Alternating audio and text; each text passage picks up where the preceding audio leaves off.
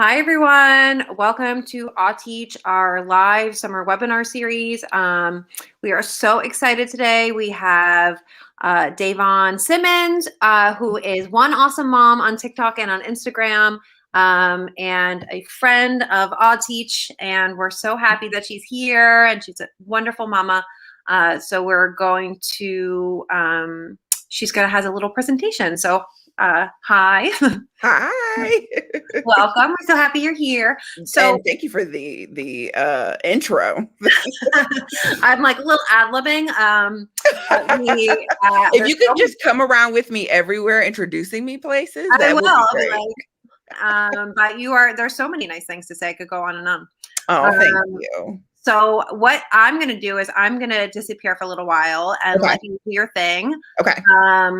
And people that are watching, make sure you're commenting, and any questions you have, you can put them in the comments and we will get to them doing our Q&A. So I'm going to disappear for a little while. You do your thing. Okay. And when you're done, I'll be back. Okay, great. Okay. So I'm just going to go ahead and pull up. I have a little presentation for you all. And I have some captions that should come up and shouldn't be a problem to help anyone who needs them. And so I'll try to speak a little bit slower so they can catch it. I know I speak really fast. But welcome. Like she said, my name is Davon Simmons. If you don't know me, this is your first time seeing me. I'm a wife and a mom to a 4-year-old little girl who is, the cutest. I'm a little impartial, but she is the cutest thing ever.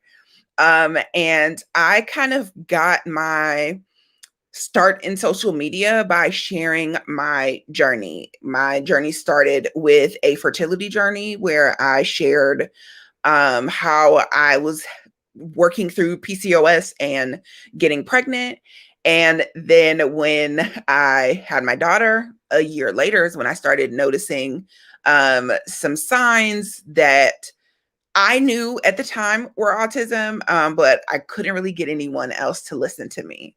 And so this presentation today is going to be me sharing a little bit of some things that I've learned, some advice that I have. If you are in one of two places, either you are in this place where you were like me, where you know something's going on and I need to get started with this journey. I know this is autism, but you haven't received the diagnosis yet. Or if you have some next steps for you that can help along the way. So let me tell you a little bit more about our story, myself and Ariana's. My husband and I, that's Avery. He's also cute, at least I think so. We got married in 2012. And it took us 5 years to get pregnant with Ariana. And we were just over the moon excited. And we had a great pregnancy, great birth, like just everything. The birth was a little traumatic, but any birth is. But we had everything was great up until about 11 months. And that's around the time that this picture was taken. Ariana's 4 now, but this was around the time that I noticed the signs that we now know are autism. And we started with going to her pediatrician and asking, hey, are you noticing these things? No one really knew what we were talking about. If you watch social media, if you look at regular media, you don't really see a lot of little girls that look like my daughter who are autistic presented to you. And so it is very hard to get people to listen to you when you have a little girl, but especially a little girl of color.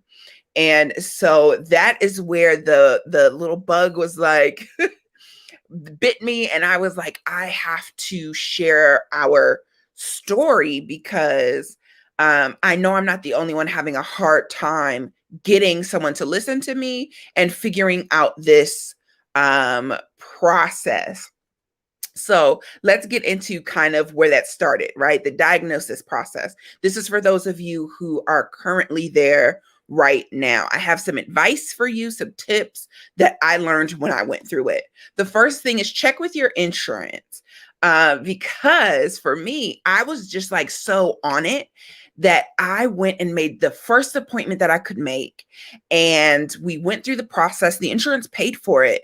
However, they wouldn't cover services because it wasn't through a company that they used. So they only accepted the diagnosis through certain companies. So check with your insurance if you have it to see if that is the case. Check your coverage, what they have. You want to be communicating with them. Some of them also have advocates that you could get to work with you to figure out your insurance. That is very, very important, especially when you're trying to get approved for services outside of the basic services that they usually offer to autistic kids. So communicate with your insurance as much as you can. This is also important when it comes to understanding things like ABA services if you decide to, because you need to know, okay, what are the rules here for insurance to pay for it? Does it have to be a certain amount of hours? How can I control this? Can I limit certain things?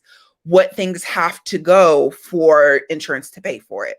So talk to your insurance. The next thing is waiting lists. This is my advice. This is what worked for us. Put your name on as many wait lists as you can if you are looking to get a diagnosis, because the first one that pops up is the one you'll go with, because it can really feel stressful when you're like, there's this waiting list. I'm never going to get off of it. How is this going to go? You never know how fast a place goes. So add your name to a few. And that worked out for us. Ariana got 2 diagnoses. The very first one was at around like 16 months. And then that was the one our insurance did not accept. And they told us go back to the drawing board because you need to go to a place that we approve. Because I added our name on so many wait lists, I got a call about 2 months later to come in for one of the places that they approved of because I just added our name to everyone's list pretty much. So do not be discouraged by the waiting list. Add your name to as many as possible. A second opinion. It is something you can do. You have a right to do. I do know some people who, like, we took our child to get evaluated, and even though I really feel strongly about this, they told us that our child isn't autistic. You can get a second opinion. Or in our case, we actually had one of the people who diagnosed her. Oh, sorry. Hold on. I don't know how to switch back. Okay, there we go. I have it off. I don't know why it's doing that. Okay, there we go. Sorry about that. Okay. Hold on. Okay. Back to what I was saying. Okay. The diagnosis process. Okay, get a second opinion. One of the people who diagnosed my daughter actually said that, she just technically passed. So, we don't really consider it. She'll be back by the time she's 3 to reverse the diagnosis. I don't believe it. And if I hadn't already had a second opinion set up, I would have been doubting myself. So I highly suggest a second opinion if something doesn't feel right to you. Also, if you have a child who is 3 or older and in the school system, know that if you get a medical diagnosis, it does not equal an educational diagnosis, or if you have an educational diagnosis, it does not equal a medical diagnosis. Those are 2 different things. You can get both if you desire to get both.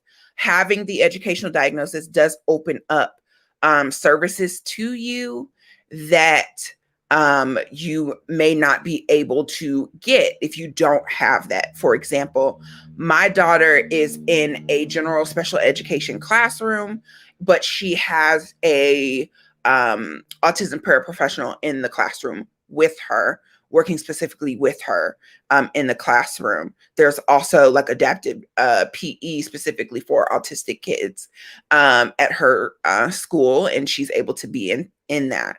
So that is something to look into if you would like.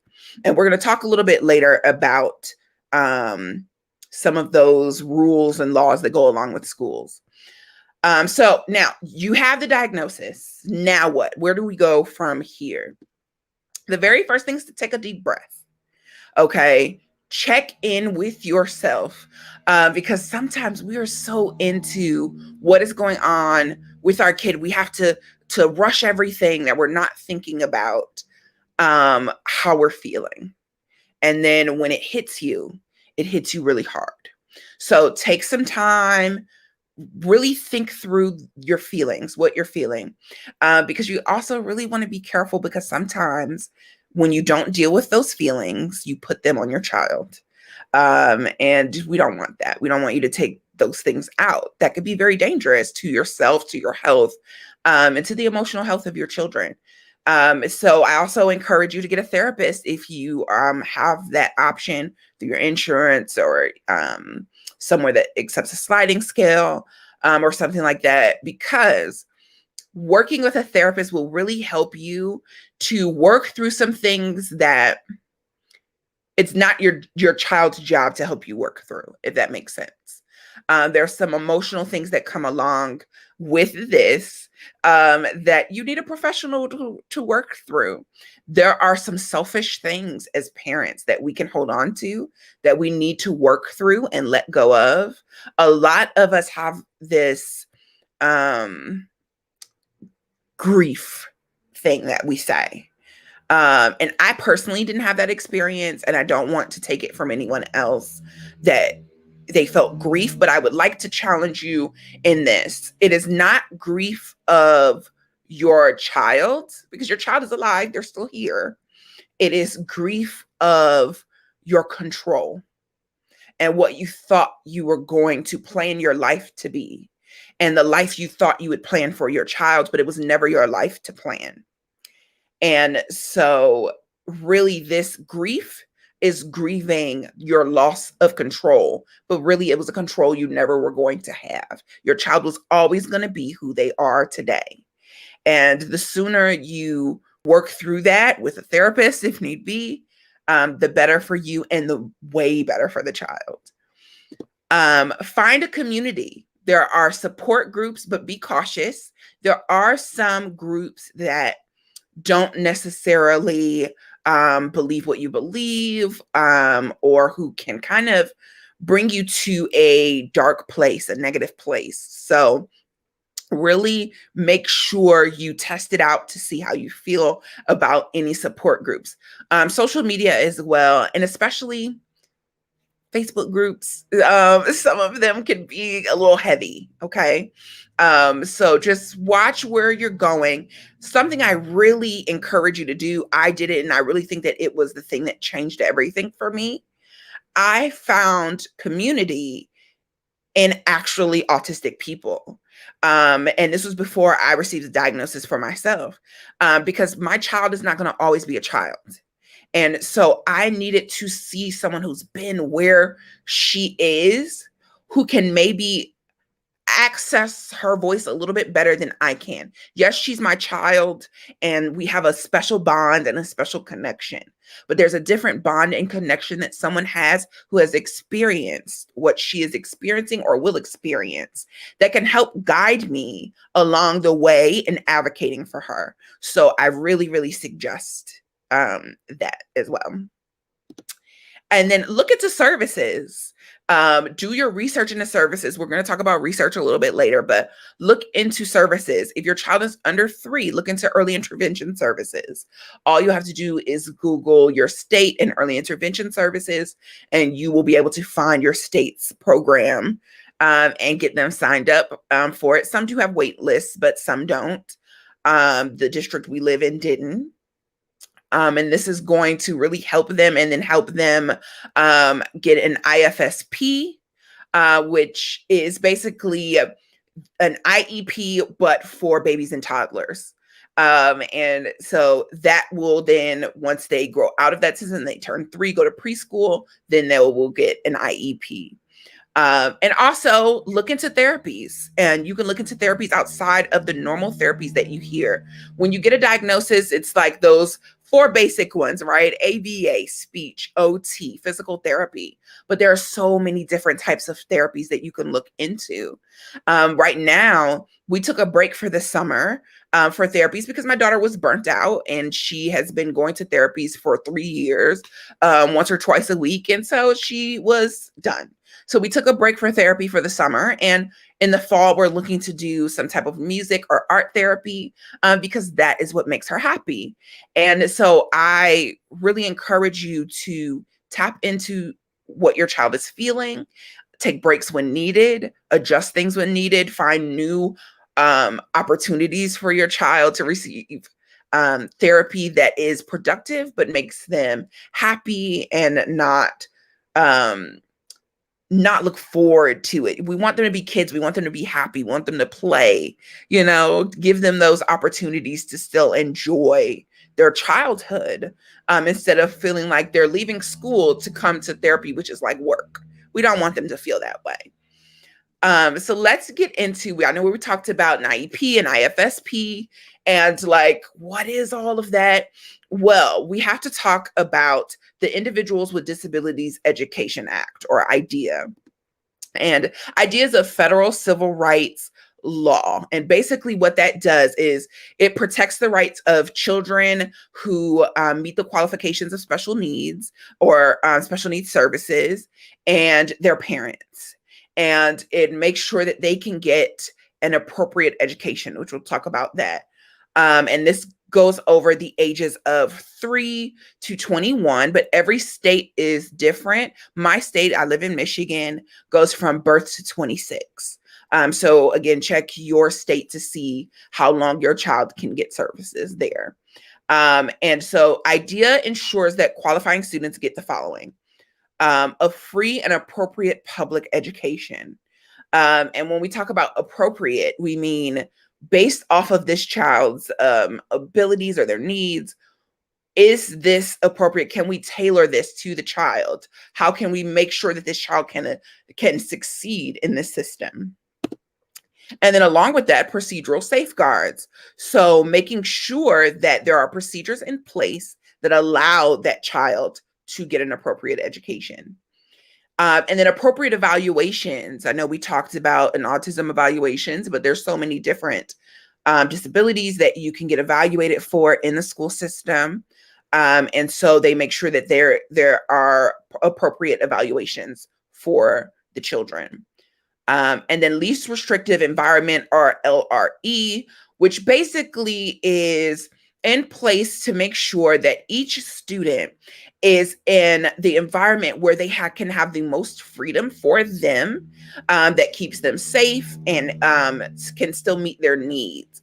For my daughter, she is the least restrictive environment for her is in a general special education classroom instead of an autism classroom. Where in our district, it's a little bit more strict. It's 1-to-1. Well, in her general special education classroom, she is in a classroom with about 10 to 15 kids, but she has a 1-to-1 autism paraprofessional in the classroom with her. And so that looks different for each child. And then we talked about the IEP, the Individualized Learning Plan. That's a document that will be in place where you have your dream team at the school that helps you put it together, to have some goals and how can we best help this child get that free and appropriate education that we talked about. How can we make sure that this education is appropriate? And so that is the education piece. Let's talk about briefly parenting as a whole, right? Parenting isn't one size fits all. It's just not. And I think this was the biggest lesson that I had to learn. That's what we were talking about control. We got to get that control out of our system, because it is hurting us, not helping us. And when I realized that it's not my journey is not the next person's journey. It's not the next person's journey. It's mine. So parenting for me has to look how it can look for my family. And so I had to develop my own parenting style. And I highly encourage you to do the same for yourself. I talk a lot about on TikTok, gentle parenting. It's the best way I can describe my type of parenting. But I really kind of add different things in and create my own style. And I encourage you to do the same and to not stress about comparing it to someone else, not even someone else who has an autistic child, because they don't have your child. So make sure that your parenting style best fits your child. And this is random, but not really. Potty training. I want to speak on this because I get a lot of questions about potty training. And I just want to say that whether or not your child is potty trained does not equal whether or not you're a good parent. And so do not push so hard that it is stressful for the both of you.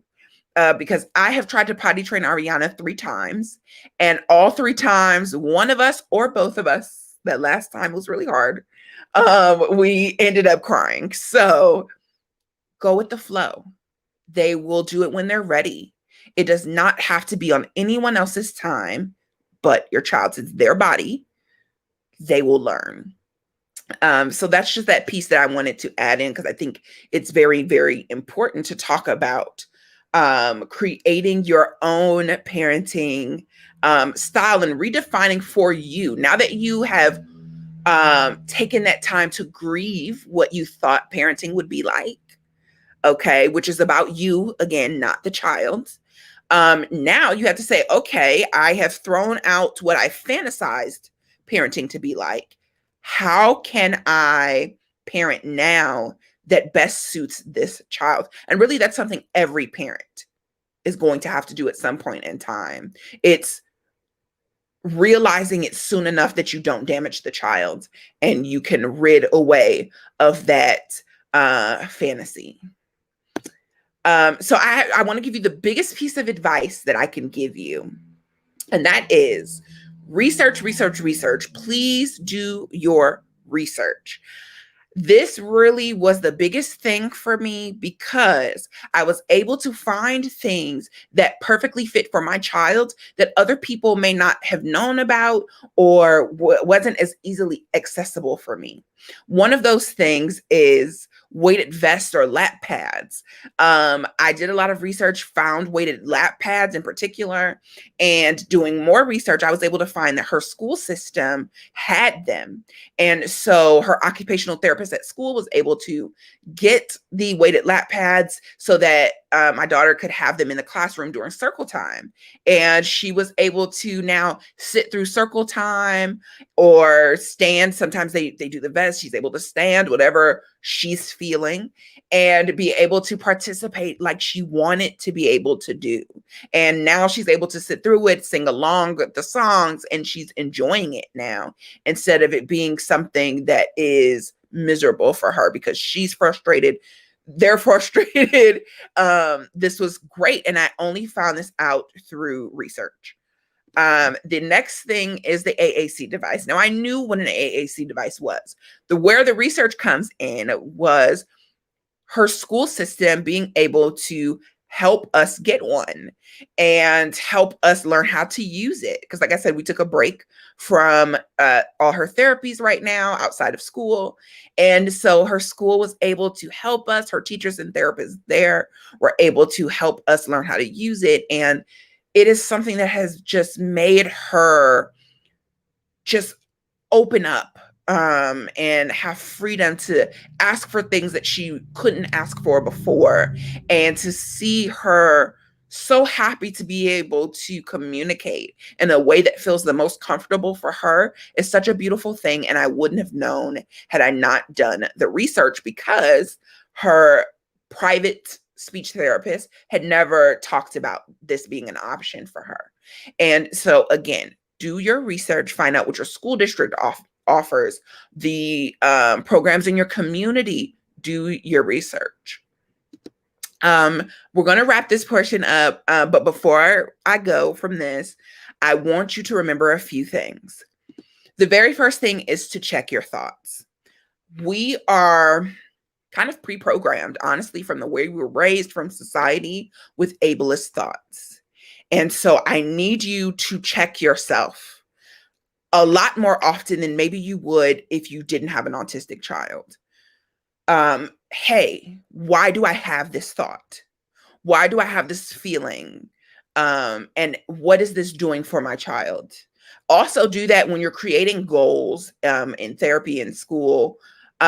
Check yourself. And sometimes you got to check others, honey, to see, hey, where is this coming from? And is this coming from an ableist idea or ideal? And can I get rid of this? The next thing is you are not just a passive bystander. In your child's life, you are at the front line with them. And so because of that, and that is such a beautiful place to be, and your child trusts you in a way that they trust no one else, do not squander that away. You have to speak up for them. The doctor, the therapists, the teachers, none of them are in charge. It's you. So if there is a goal that does not sound right to you, that should not be in place, check that. If there is someone taking away things that they shouldn't, if there's someone manipulating, if there's you are not at the mercy of doctors and therapists, and you're not.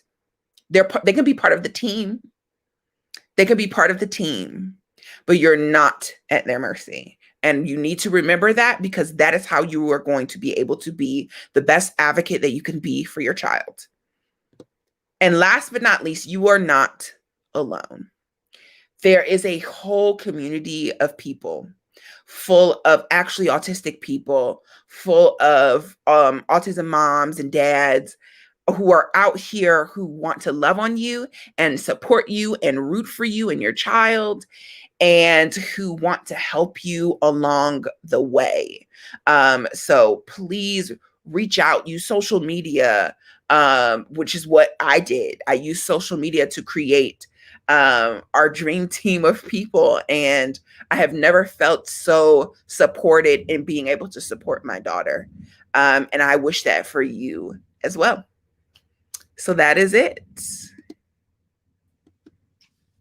Amazing. Such a great presentation. And you managed to put so much information in like such a short amount of time. It's like amazing how much you fit into that presentation. Like we got like a pep talk. Amazing.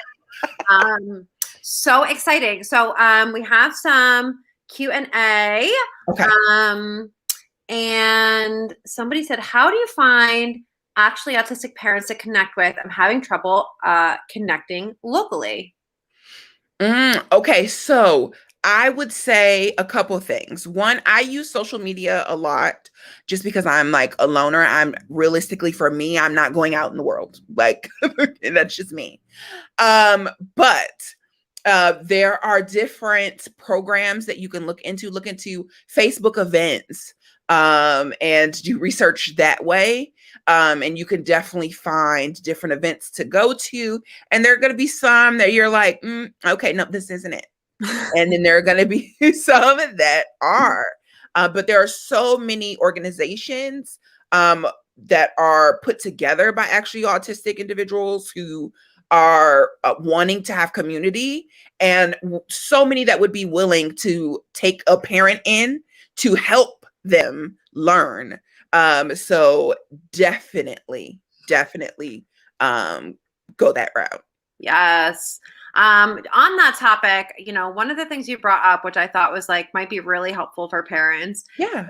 is finding those groups and like, what are like your like red flags of, like, this isn't it. Yeah. Like what kind of tells you that like maybe it's not a space that you would enjoy being in when you go to a parent group? Yeah. So the very first one I see is any talk of vaccines. Mm, Any talks of vaccines, any talks about anything that is not science based. yeah. Not science based. And I would say, because if you are a parent who is coming in with nothing, like no idea, you're not sure what is true and what isn't, that goes back to that research thing I was saying. Yeah. Research everything. And if you research it well enough, you'll be able to usually see, okay, no. So I would take everything that someone is telling you or that you're seeing and research it for yourself first. Yeah. That's what I would say. So anything that really is not like backed by more than one source, usually essential oils. Yeah. Like you get into a lot of like weird stuff, or like when they recommend like diets for like everything. Yeah. To me, I'm like, I'm out. Yeah. It's like, no, that's not cool. Yeah.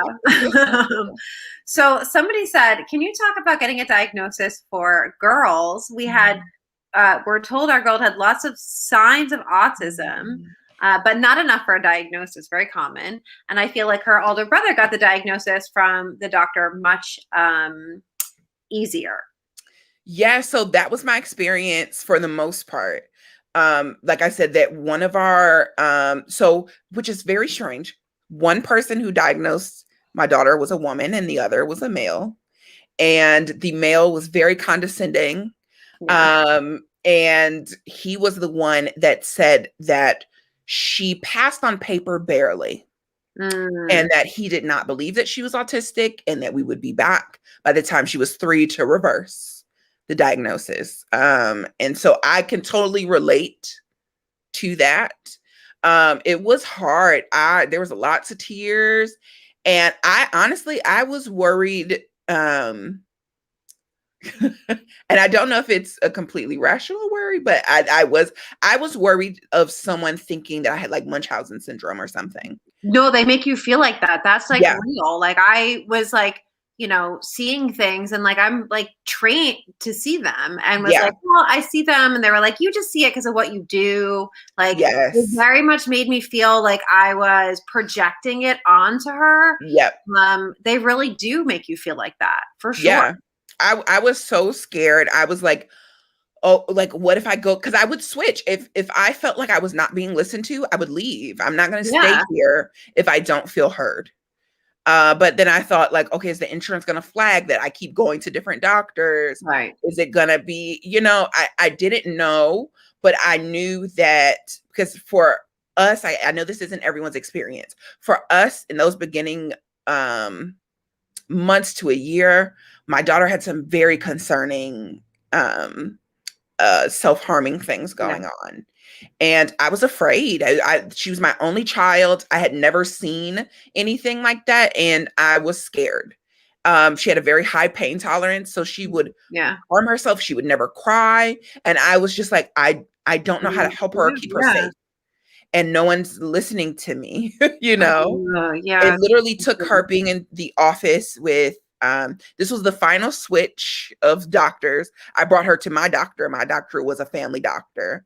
I brought her to my doctor because she had been my husband and I's doctor for the longest. So I felt like if anyone is close to listening to me, it would be her. Right.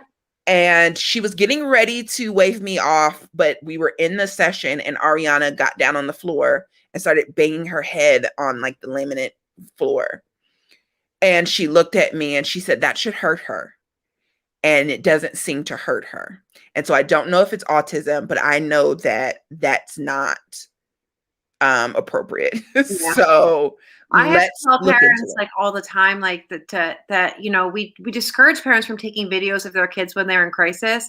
But when it comes to having that evidence, especially if they have a kid that's going to sit there and fold their hands when they're in the doctor and like that, having that, like my husband would take videos of like me trying to get her dressed or whatever, like because in the visit she was just sitting there being charming and stuff, but of course she was one-on-one with an adult. It's like her literal favorite thing to do. Well, and that was the similar thing for us. So I had to do the same thing. I had videos. I had I took notes. Yeah. I took pictures of a bruise or scratch, there was a time she ran into like the window and was bleeding. I took a picture because I wanted proof that I wasn't harming her, because that was also a fear for me. And then proof that like she was not crying, that she was bleeding, and that here she is. Yeah. And so I wanted them to be able to see that. Yeah. And it's so hard. It's so hard to try to remain positive in that. Yeah. Or when you're like, hey, like, even if you don't think that my child is autistic, you don't see any. You're telling me you see nothing. Like, come on. Everything's all good here. Right. He's got thrown out of preschool. So right. Like, come on. All good.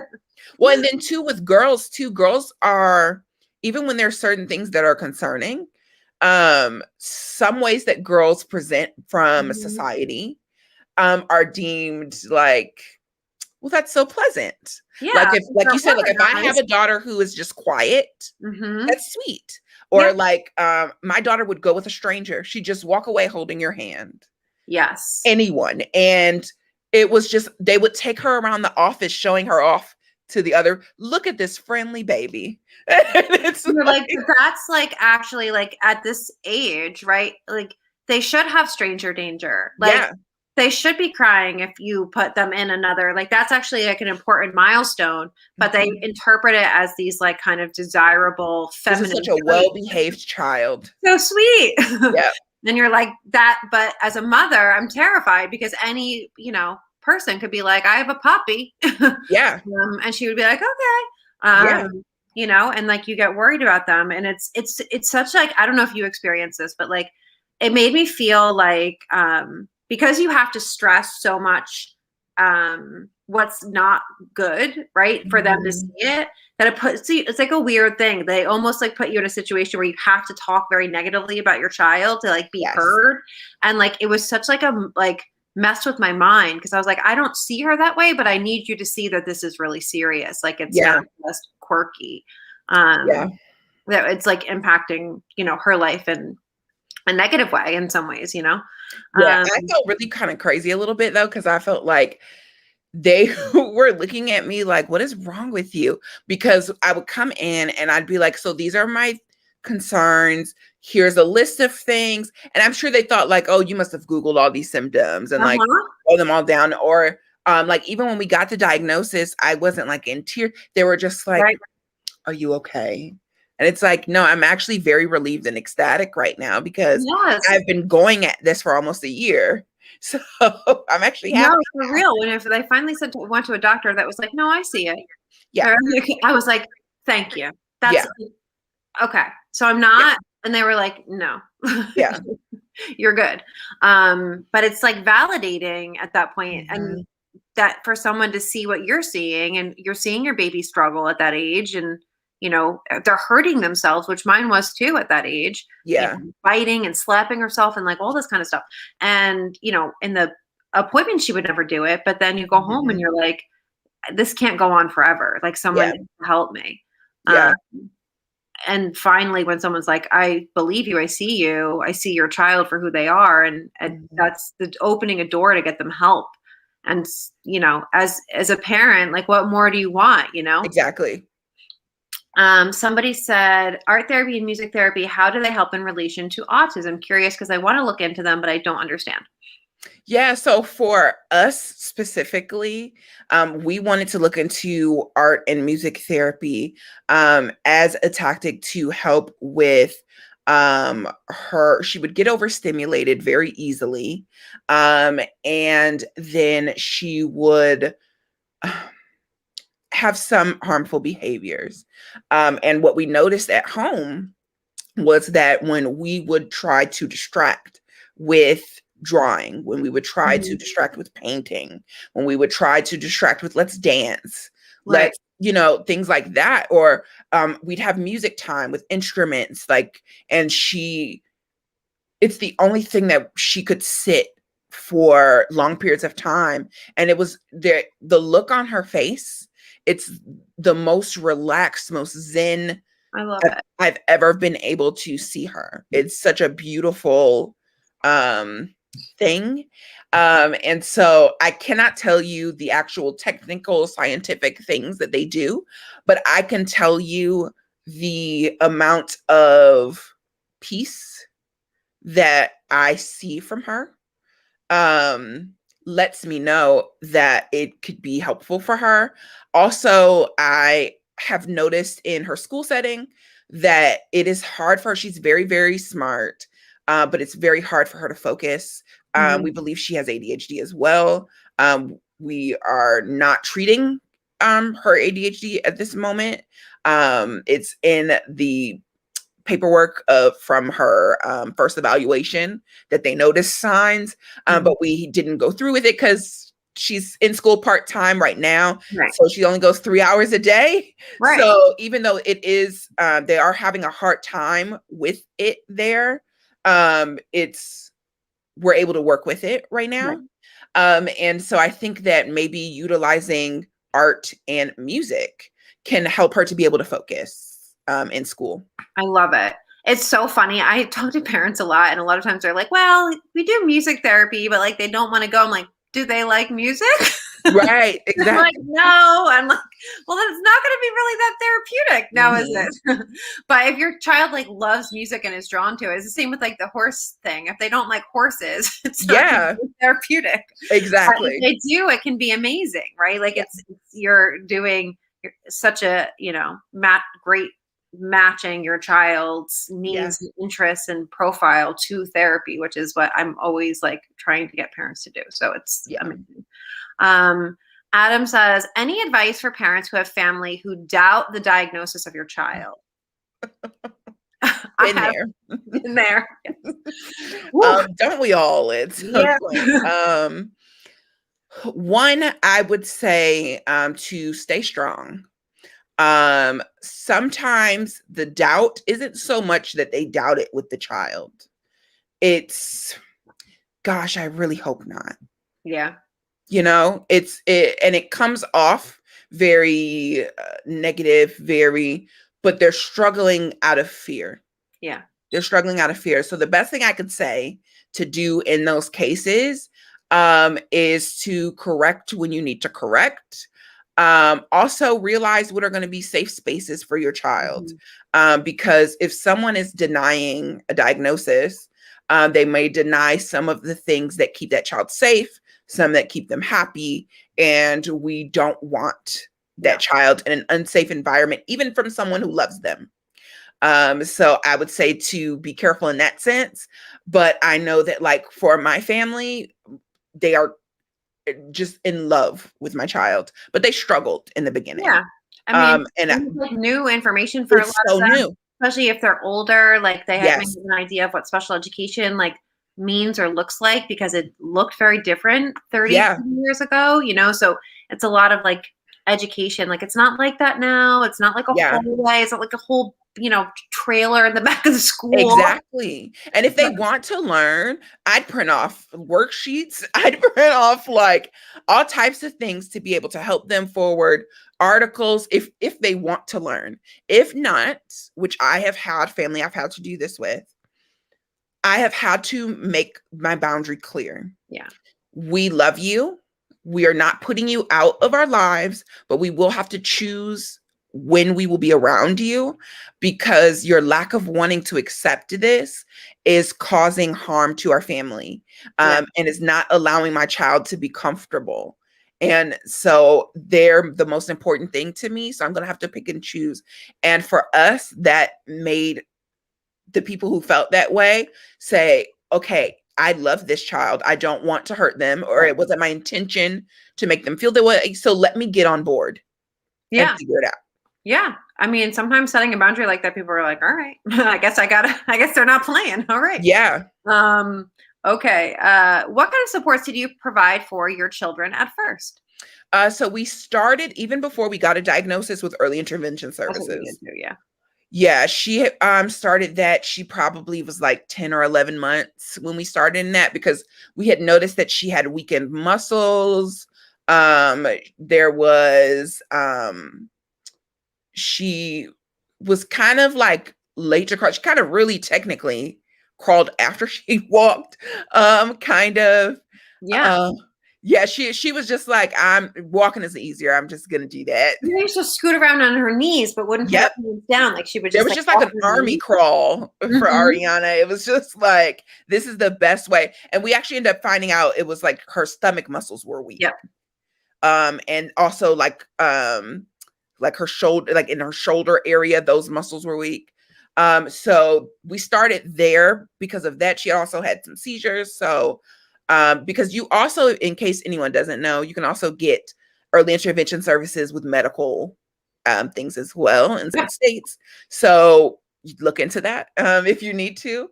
But yeah, so that's what started there, as well as like she wasn't really saying any words at all, like not mama, dad, like nothing. And then she had a big regression when she started to get words, and that's when things kind of picked up and we started speech. So she was over 1 when we started speech. So yeah, we started with early intervention services. I would say anyone with a child under 3 who's noticing some developmental delays, that's where to start. Yep. And in your state, usually there's like a hotline, you Yeah. call, they schedule the eval. It always helps. It never hurts. Yeah. There's really no downside to getting an eval. The worst you lose is an afternoon of your life. And I also want to point out too, we talk about community and like how to do that. They were my first community. Mm-hmm. They were my first, because at that point I hadn't even had a diagnosis. I didn't know where to go, what to do, anything. And they became like a second family to us. They helped us through all of it. Their EI is amazing. I love their model. Somebody else asked a question. Well, there's 2 questions, but they're similar kind of. What do you suggest outside? Would you suggest outside therapy, even if my child will be in extended day preschool? I feel like it will be too much. And then the other one was, how do you balance school and additional therapies? Yeah. Same question. I just want to throw out there that early intervention will go to school with your child. Yes. And that's something we did. It was amazing. So highly recommend. I'll let you speak to that. Yes. So how we did that was, so I've been at home with her. So early intervention services came to the house. And then we once a week, and then we went to the school once a week for a 1-hour play group. And during that play group, there was like, let's say it's an hour long, maybe. There was 45 minutes of play / type therapy, and then 15 minutes of separation, where they're building up to the child turning 3 and starting preschool. So that was very helpful, especially if you have a kiddo who's at home all the time. That was a great tactic for us to kind of get her used to that. Then after she started preschool, she started at 3.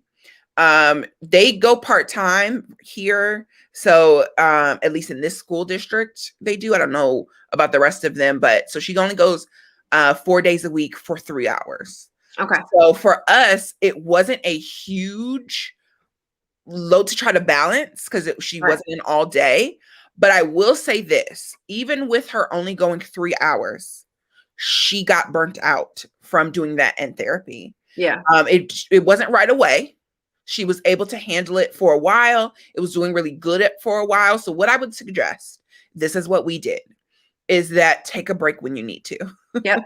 Take a break when you need to. Also, most public preschools, if your child is in outside preschool and they have some developmental delays, I would suggest to look into public preschool in your school district, because usually they offer some type of Head Start, some type of program like that, that's inside of the public school system, and they have therapies there. So I felt, okay, we stopped therapy back in, I think, like April. And so I was okay with that because she was still getting speech and OT through school. Right. And so even though it isn't the full long hour session that she was used to, it gave her what she needed. She got that one-on-one. And OT, they weren't even taking her out of the class. OT was just working with the teacher for her sensory needs.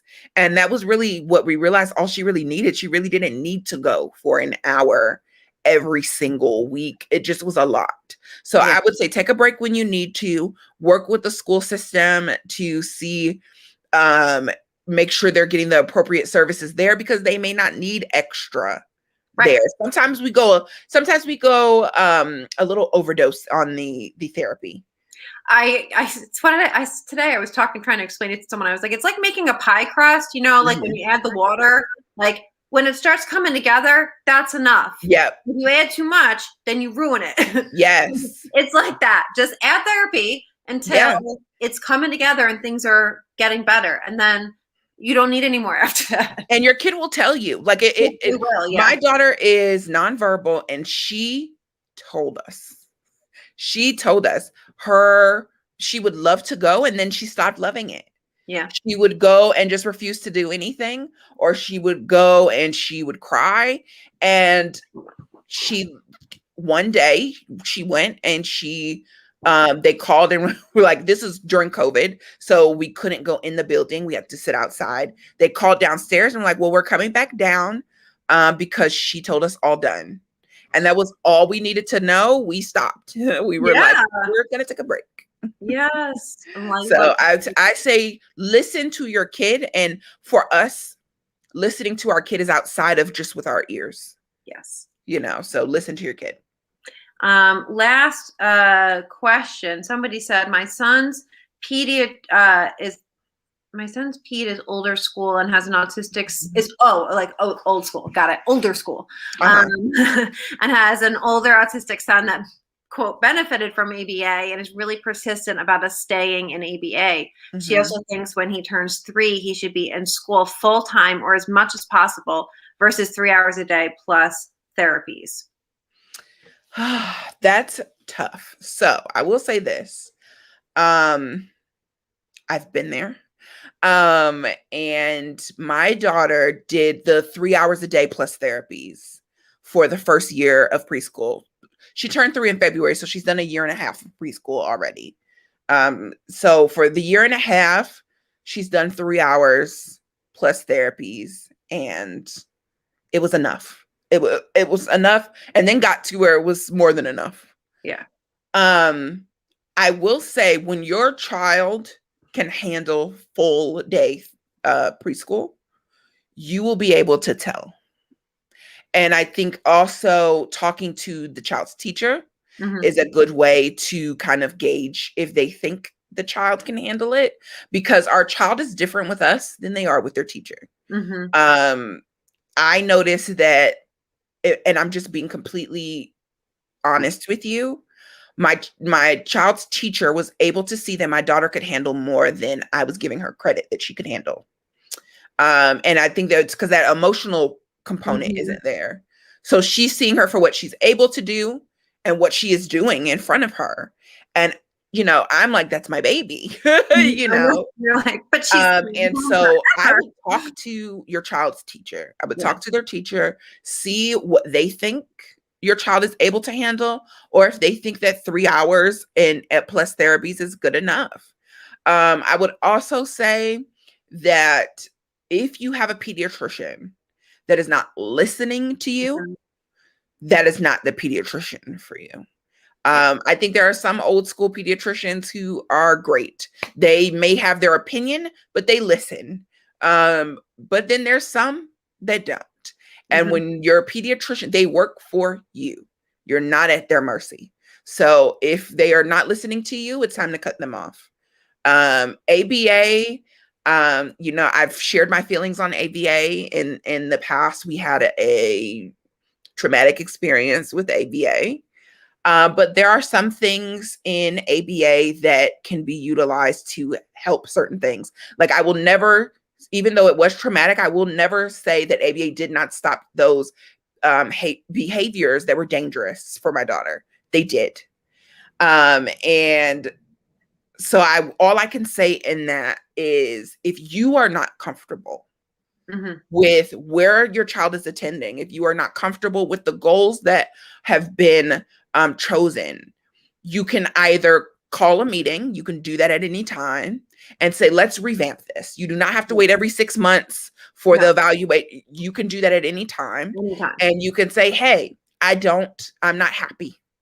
What can we do to fix this? I have created a new set of goals that I am happy with. let's talk about it. Because sometimes they also go based off of what insurance wants to see. So you can talk about that. If you're not happy with that after that conversation, bye. Yeah. There's so many other types of therapies that you can choose from. And you always can, you can get a new BCBA at the same practice. You can get a new therapist at the same practice. You can change practices. Like, you are not stuck with the same combination of people. But see, they really, and this is all of them, not just ABA, because ABA gets the worst rap, but all of them are similar in the way that they want you to believe that you're at their mercy. Yep. And as soon as you realize that you're not, and some of them will view you as a threat of like, oh, here's this parent again. Yep.